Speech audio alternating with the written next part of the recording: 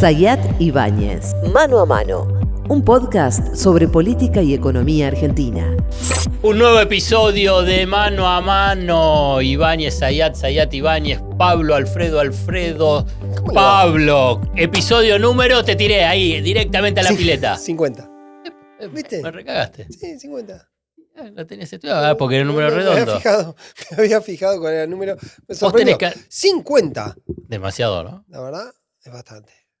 ¿Seguimos en pareja? Han pasado un par de cosas en estos 50 episodios. Hacemos la convocatoria a nuestra comunidad manoamanense. Sí, que vengan a vernos a las aplicaciones, que nos sigan en las aplicaciones. Hace rato que no pido seguimiento de suscripción para que te avise la aplicación que hay un nuevo episodio. Estamos bastante enfocados en YouTube, pero aquellos que tienen todavía el hábito de caminar y hacer cosas escuchando, Spotify siempre está ahí, y otras aplicaciones, Apple Podcasts, entre otros, estamos siempre presentes. Hay que entrar, comentar, calificar. Sobre todo se puede calificar en Spotify. No sé si se puede calificar sí, también. ¿El dedito? Bueno, mucho sí, dedito. Podés, no los dos así. Claro, no los dos así. También podés comentar, opinar y compartir, que siempre es un dato importante para hacerlo circular. Mencionaste 1, 2, 3 veces el tema que comenten. Yo estoy notando.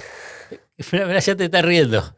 No, porque me dijiste la previa, no me parece que estoy asintiendo. Tenés financista, digamos, la CIDE está bancando la granja de trolls de Ibáñez. Quiero saber, si me lo dicen, perdonen, perdón. De 40 minutos Ibáñez habla 38, yo hablo 2 minutos y me dicen que no te interrumpa.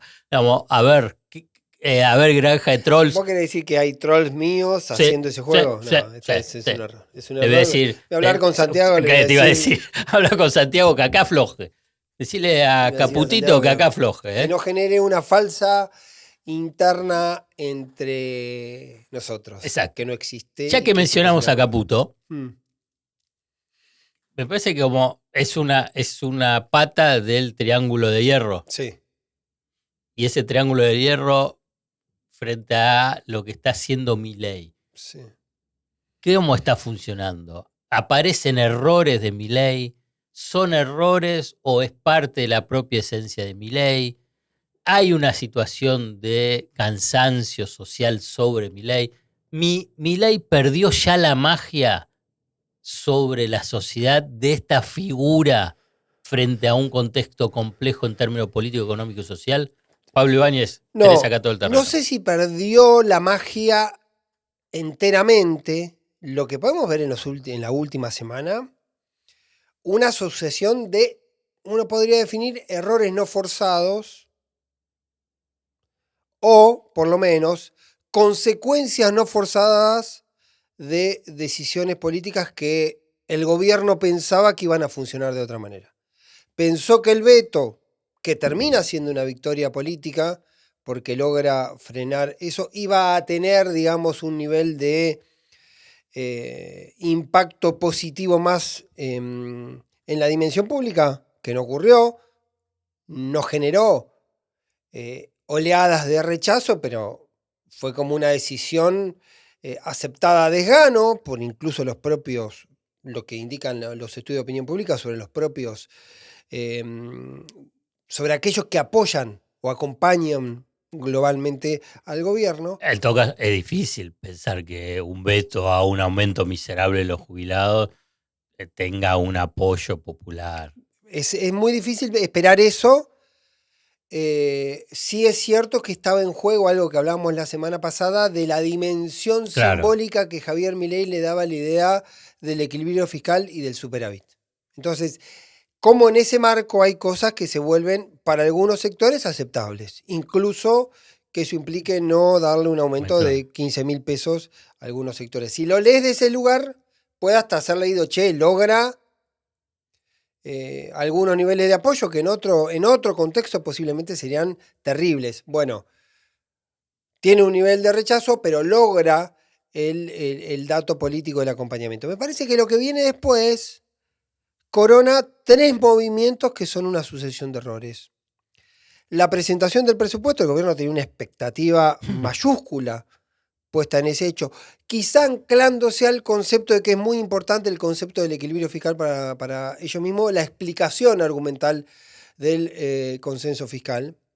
Hizo la puesta en escena como la del 1 de marzo. El otro día miraba algunos datos y aunque hay algunas consultoras que tienen el indicador de la imagen positiva negativa muy plano en este tiempo, por ejemplo Aresco, hay otros que muestran mayores vaivenes, por ejemplo inteligencia analítica, por ejemplo circuitos, y los dos coinciden en que en marzo había habido una recuperación de Milei que venía con una leve caída en algunos sectores. Después del justamente discurso. Por el discurso del 1 de marzo. Y el discurso del 1 de marzo tuvo la novedad de que apareció un Milei más amplio, más convocante. Y eso había tenido un efecto. Ahora empieza a caer. Entonces, lo que uno puede especular, que esta presentación del presupuesto, Milei quería recuperar la escena pública con un acto que sea de conversación pública y validando su bandera principal, que era el equilibrio fiscal. Si te guías por el rating, por la conversación en redes, por lo que vino después, eso no lo logró. Fue un fiasco. No alcanzó. Yo lo digo. Como dirían los docentes, no alcanzó la expectativa. No alcanzó la expectativa. Se sacó ni llegó a un 4. No. Además, digo, el rating fue crítico en ese sentido de la conversación, pero además después se habló más, en todo caso, de la polémica por el rating. Pero ellos mismos la instalaron. Bueno, claro, porque tenían otra expectativa. Y yo creo que Corona, en estos 3 movimientos, con el asado fue una idea. Pero para, antes de pasar el asado. De Milei. Pero antes de pasar el asado. ¿Por qué hace esta escena de la presentación del presupuesto pensando la del 1 de marzo?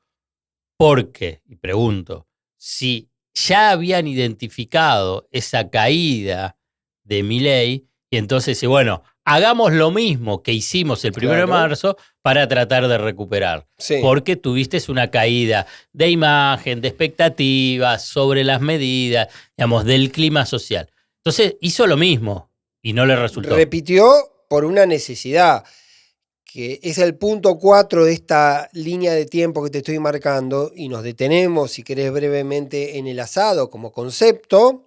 Esa idea de la celebración de una victoria, Milei entendido, quiero festejar que gané, como sin entender o sin ponerse en la situación, que es un rasgo de falta de empatía de Milei, que del otro lado hay alguien que perdió. Cuando vos ganás, es porque alguien pierde. Si vos ganás una elección, ponele que festejes. Si vos ganaste que conseguiste un acuerdo con el Fondo Monetario y uno puede entender que hay otro, podés festejarlo, pero gana algo donde del otro lado hay 9 millones de tipos que perdieron, que son los jubilados. Entonces, eso me parece que ahí hubo no calibraron la dimensión de la obscenidad que significaba.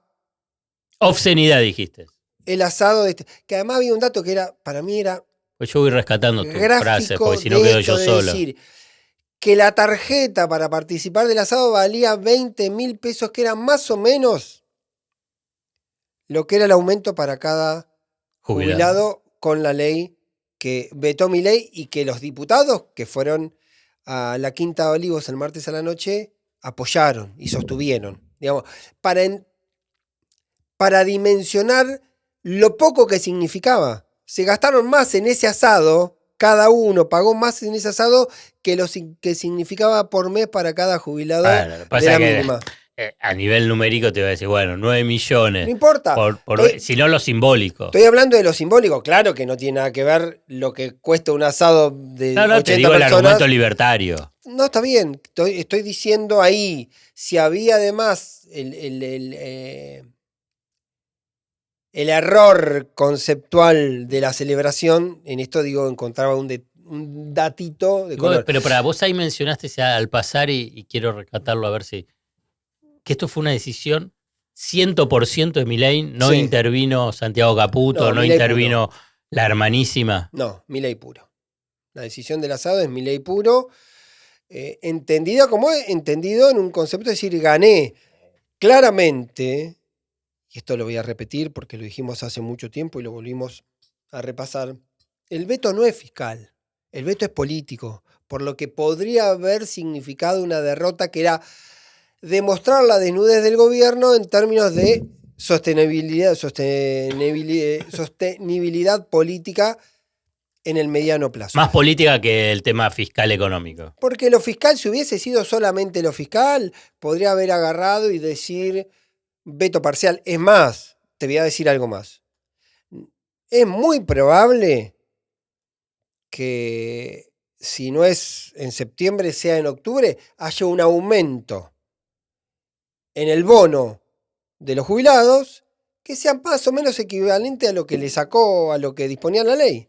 Por lo tanto, ahí vamos a terminar diciendo que fiscalmente no era tan complicado. Y si no lo hacen ahora, es porque este argumento dice, ¿cómo era costo fiscal aumentar 15 lucas y ahora vos aumentás 15 lucas o 20 lucas el bono de manera discrecional por el bono? Si no lo hacen ahora, y no sé si no lo van a hacer ahora en septiembre, porque septiembre viene siendo un mes difícil desde ese Pero septiembre lugar. para cobrar en octubre. Claro, que no se anuncie, digo, a lo largo de septiembre, o se anuncie y se aplique en octubre o en noviembre. Por lo tanto, está ahí. Es más político que fiscal y me parece que es el dato para tener. Pero cuando vos decís político, porque todos lo mencionan y como que da un sobreentendido, ¿estaba el riesgo? Porque dice, si se hubiese consolidado la votación en el Congreso, es que ahí aparece el miedo de, bueno, entonces le pueden hacer juicio político. No, yo creo que eso no existe. Y entonces sí existía la sensación de que algo que vos planteabas como una cuestión medular no tenía soporte político para sostenerlo, no solo con el veto, sino también como concepto del equilibrio fiscal. Planteo, decís. exactamente, sobre el planteo político. Y además porque cuando te empiezan a intervenir desde afuera en decisiones de naturaleza fiscal y política y económica, también empieza a caer la idea de cuál es tu capacidad de administrar una situación de crisis o de riesgo. Porque hasta ahora, y yo creo que ahí, mirando el episodio de la semana pasada, todavía es una fortaleza de Milei. Milei venía administrando muy bien la debilidad política. Venía atravesando su propia debilidad política, cantidad de diputados, senadores, 0 gobernador. Sacar el RIG, sacar la ley bases y lograr este veto me parece que consolida. Ahora, sí lo ato en los 3 episodios, mirando un poco para adelante, que fueron 3 errores, 3 situaciones difíciles, en un contexto, sobre todo, y acá te voy a meter a vos también, porque yo hago una proyección, pero es determinante lo que vos mires, no aparece, por lo menos de acá a fin de año, algo que Milei pueda decir, che, esto mejoró. No aparece. Yo creo que el 2025 es distinto, porque el 2025 puede aparecer el norte de una elección que incluso puede ser buena para Milei, con los números de hoy, si el esquema de ordenamiento político fuese hoy. Ahora, no aparece en los próximos 2 o 3 meses que Milei pueda decir, che, tengo algo para mostrar. Tengo que confiar simplemente en una cuestión todavía muy perceptiva y subjetiva de recuperación de la economía, que se da muy aisladamente en cosas chiquitas. Entonces, ¿qué veo? O bien, que pueda decir lo que miro, o que pueda decir, saco el cepo, que parece muy difícil, o un bajón estruendoso de la inflación. Y ahí no sé, yo me imagino que una medida de impacto con la inflación es terminar el año, por lo menos con la inflación 1 punto algo. Parece complicado. Parece complicado. Entonces digo, venís de una saga difícil y no te queda por delante algo para decir, che, acá tengo algo para mostrar. Puede mostrar, sí, y en eso hay que leer el asado del martes, sí, hay que leer que pueda mostrar otra vez como triunfo político la aprobación del presupuesto. Que no está lejos la aprobación del presupuesto. Importante este dato que estás tirando, ¿eh? No está lejos la aprobación del presupuesto, Porque el presupuesto, como no tiene modificaciones sustanciales en lo que tiene que ver con lo impositivo, no tiene nuevos impuestos y demás, se aprueba con mayoría simple. Y mayoría simple lo puede terminar aprobando con 125. Claro, los presentes. De los presentes, no es que necesitas 130 de la mayoría especial, que es un número que al gobierno siempre más o menos le cuesta.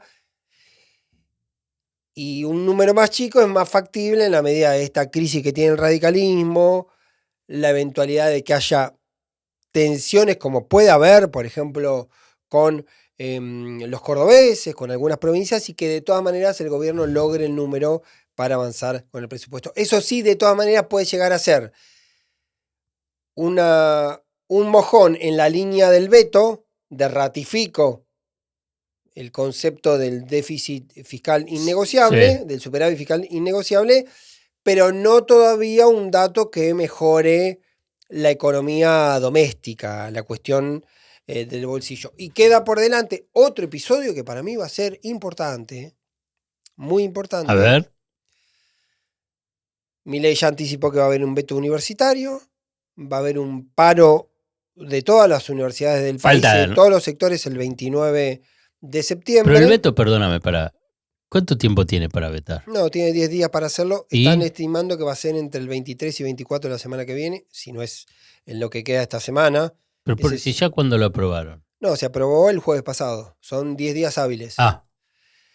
Que haya un paro importante total el 26. Ahora vienen con medidas las universidades medias aisladas porque distintos gremios tienen distintos mecanismos, un paro total y una movilización el 2 de octubre. Vos me vas a preguntar, ¿puede ser grande como la movilización del 23 de septiembre, imposible. De abril? No parece. Sí es un sector que, a diferencia del mundo de los jubilados, tiene mayor capacidad, me parece, de despliegue a la hora de la movilización. O que puedan movilizarse más, o en todo caso, como fue la anterior, en realidad esa movilización aglutina distintos grupos de diferentes protestas y que encuentran esa movilización una forma de canalizar su propia protesta. Y hay algo que ocurre, con esto te cierra por lo menos el capítulo universitario, todos los estudios de opinión ponen a las universidades nacionales o por cuestión aspiracional, o por simbólico, o porque efectivamente uno ha pasado por ahí y ha tenido un registro, y reconocer que si no hubiese sido por una universidad pública posiblemente uno no podría haber estudiado, lo digo en mi caso particular, es una de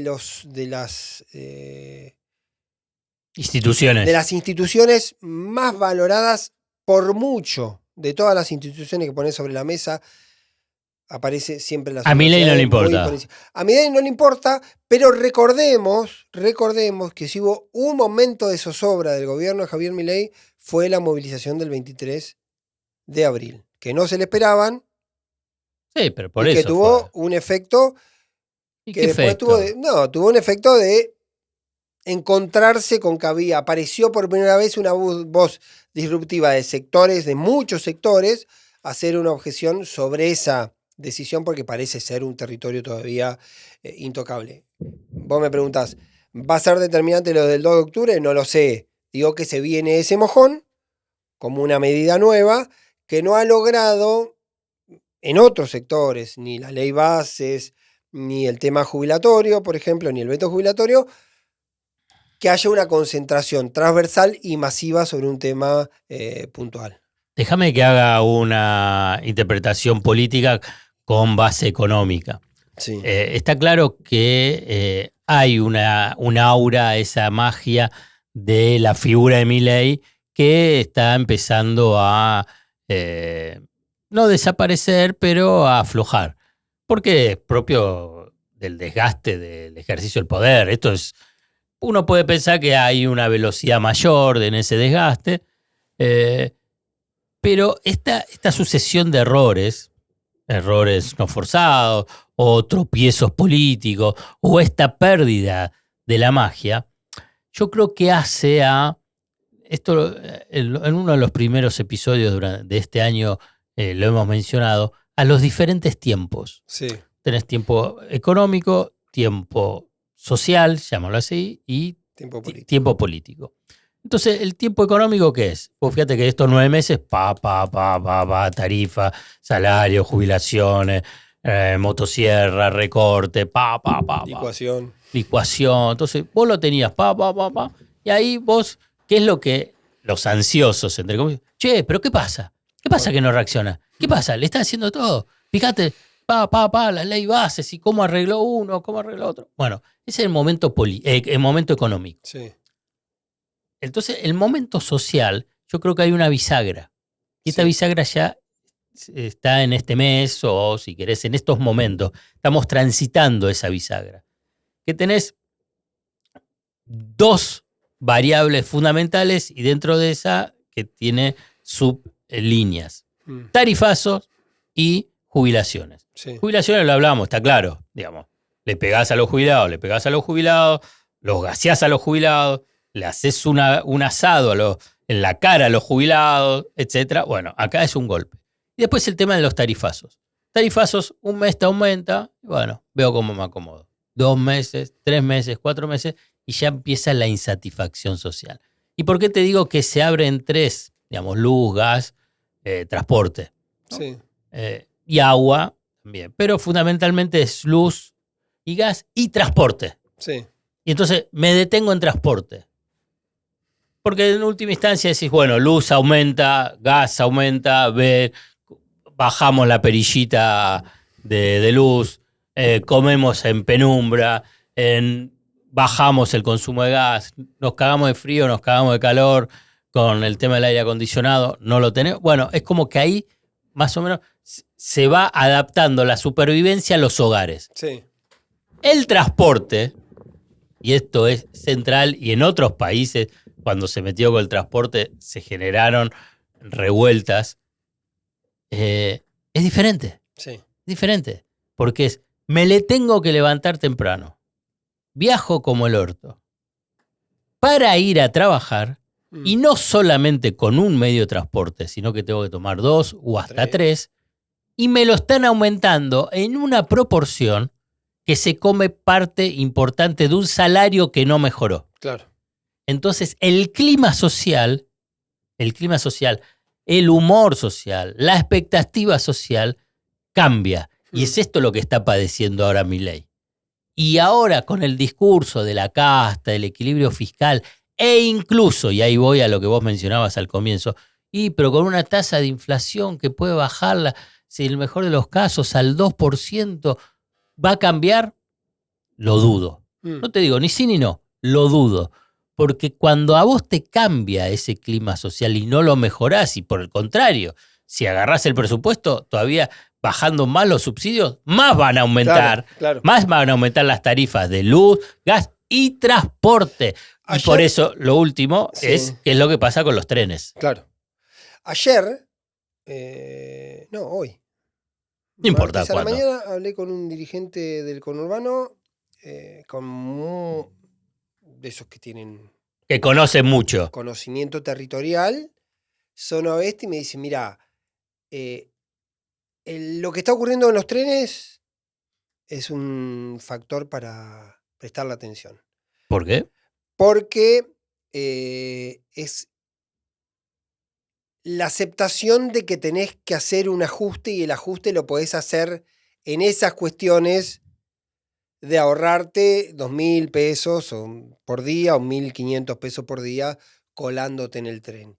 Y cuando eso empieza, él me decía, no sé si no es una exageración, lo cuento en estos términos. Sí. Hay un punto de quiebre con esto. Me dice, detenete en esta fecha, en este momento, cuando empieza a volverse habitual las peleas en los trenes, los tipos que no quieren pagar porque no pueden pagar, por lo que significa, y a uno le puede parecer que es poca guita, 2.000 pesos por día, pero lo acumulás en la semana y en el mes y tiene un peso, que es lo que vos decías sobre el peso de un salario que vienen muy pisados. Y en algunos sectores, además, Y genéricamente. que se viaja mal, incorporable. Se viaja mal, y además servicio es malo. y bajaron frecuencias. Bajaron frecuencia, es malo el servicio. Y aumentaron las Y tarifas. que muchas veces además te encontrás con esos mismos sectores que tienen que ampliar o buscar otro trabajo adicional para la vida misma, por lo tanto también le termina afectando. Me lo decía como un dato, dice, ponelo sobre la mesa, como algo que Coincido. está expresando que Coincido. la gente se cansa con pequeñas cuestiones. Exacto. No se cansa así con la ley base. No se cansa Bueno, así. no, es lo que te afecta más de cercanía. Lo otro Pero no por deja de ser eso una abstracción. No, pero por eso te digo con los tiempos. Esto es el tema de los tiempos. Después estará el tiempo político, que es un gran interrogante. Sí. Inmenso interrogante por la fragmentación que hay en las diferentes fuerzas políticas, en la carencia de liderazgos o en liderazgos que no se expresan en toda su magnitud, en las disputas internas, en la que también intervención que hace el mundo libertario, si querés, el mileísmo, para lo que es la ruptura en el PRO y la ruptura en el radicalismo, Sí. y también capturando algunos desprendimientos de lo que sería el peronismo, no sé, ¿cómo lo denominás? Jaldo, o el Sí. de Catamarca, Ah, qué ok. sé yo. También en ese proceso. Bueno, entonces en ese escenario es donde puede desarrollarse este avance de estas medidas económicas muy regresivas en un escenario social inquietante. Hay que ver cómo se canaliza finalmente en un momento, en un tiempo que no lo sé, pero que tiene un tiempo, cómo se canaliza en términos políticos. Sí. Estaba pensando porque volvemos, o la tentación de volver al punto de origen. Vos tenés un proceso de deterioro que puede tener picos o no, puede ser que tengas picos de crisis en los trenes y en algún momento se baje o se apague. Ahora, los climas sociales se cambian con gestualidades y con acciones. Claro. Entonces, posiblemente, y claramente Milei quiso hacer la presentación del domingo para decir, estoy acá, Claro. vamos hacia allá. Vamos hasta allá, vamos a combatir a la casta. El futuro vamos. es grandioso, vamos allá. Y 48 horas hace el festejo del veto, que hay que insistir con esta idea de que el veto, esa victoria tenía perdedores, muchos perdedores del otro lado, que eran los jubilados. Ahí me pongo a pensar que va a tener que inventar el gobierno para poder hacer un movimiento, una jugada, algún truco de magia para volver a recuperar centralidad y decir, esto está cambiando, estoy otra vez en el centro del ring y del centro del ring estoy dando novedades y acciones que me ponen como en situación positiva. Por eso jugar un poco con esta idea, si no se le están terminando los trucos, si no está perdiendo la magia a la hora de la intervención. Quiero rescatar también, ¿no?, para hacerlo más amplio el concepto, decir, la inflación del 2%. ¿Y qué es lo que ya está diciendo gran parte de la sociedad cuando le dicen la inflación del 4%? Sí, ya no le importa la inflación tanto. Empiezan a aparecer otro problema. Pero no me importa, pero además tengo a nivel de mi presupuesto familiar mucho más. Claro. Se me aumenta mucho más. ¿Qué me están diciendo? O sea que cuando diga el 2%, la percepción primero, porque tiene que ver siempre la inflación, la tenés que asociar con tu nivel de ingreso, por consiguiente el poder adquisitivo. Y si el poder adquisitivo no mejora, poco importa que le digas que bajó al 2%. Sí, claro. Entonces le va a decir, y sí, pero está bien, el 2% sí, es mentiroso, o que no lo es, ¿eh? Es parte de una deficiencia y un atraso en la metodología de la construcción. Igual siempre fue así. Entonces ya el activo, ¿cuál va a ser el activo? ¿Qué es lo que va a poder mostrar? Por eso retomo lo que vos decís. Bueno, ¿qué es lo que va a poder mostrar? Sí, ¿qué es lo que va a poder mostrar? Tiene poco. En su esquema, sí. en su caja de herramientas, se le ve muy poco lo que puede mostrar. Porque lo que muestra a la mayoría de la población, digamos, no le tiene un impacto inmediato en su vida cotidiana. Sí. Cuando habla del equilibrio fiscal y a partir de ahí de garantizar el pago de la deuda. Por ahí pueden ocurrir cosas que yo decía. Por ejemplo. Digo, que aunque no... El fondo va a bajar la sobretasa de interés. Se va a ahorrar $400 millones por año Va a para festejar, pagar. va a ¿Qué va a, festejar. va a festejar eso? Y va a decir, Lo va a tener que invitar a festejar a amigos Guzmán. un asado a Guzmán. a Guzmán Claro. lo va a llamar.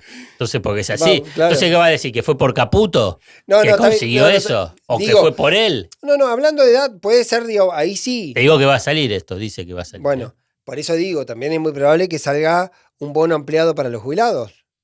Y ahí va a tratar de recuperar. Después le buscará la argumentación o no, pero si da el aumento, va a ser un aumento.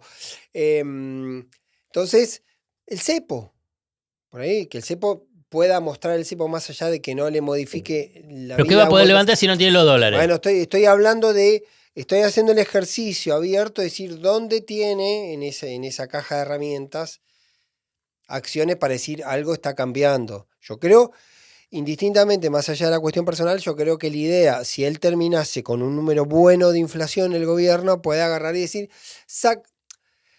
instalar la idea puede armar un relato de cierta situación de normalidad. Yo creo que el gran juego de Milei, a pesar de que su personalidad es todo lo contrario, es volver a instalar algunos conceptos de normalidad en ese sentido. Si vos tenés una inflación que está en pendiente y que se acerca al 1% en algún momento, vos decís, bueno, che, ya es un estado de normalidad, no está saltando 1, 3, 7, digamos, que sea esas cuestiones.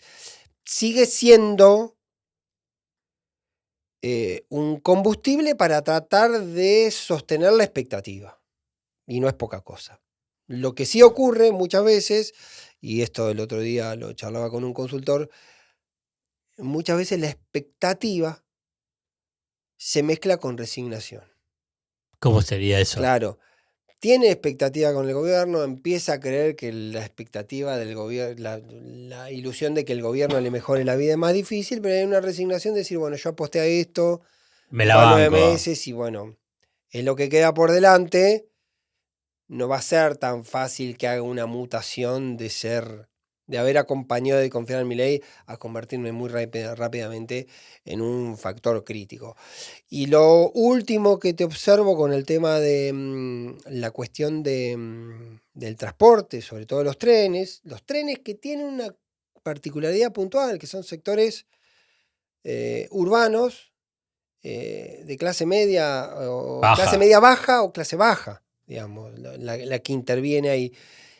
Y que es un sector que a veces tiene, y a donde estratégicamente Milei, en esa posición de ser por ahí antikirchnerista, pero no ser antipiranista, a veces parece hablarle, ¿sí?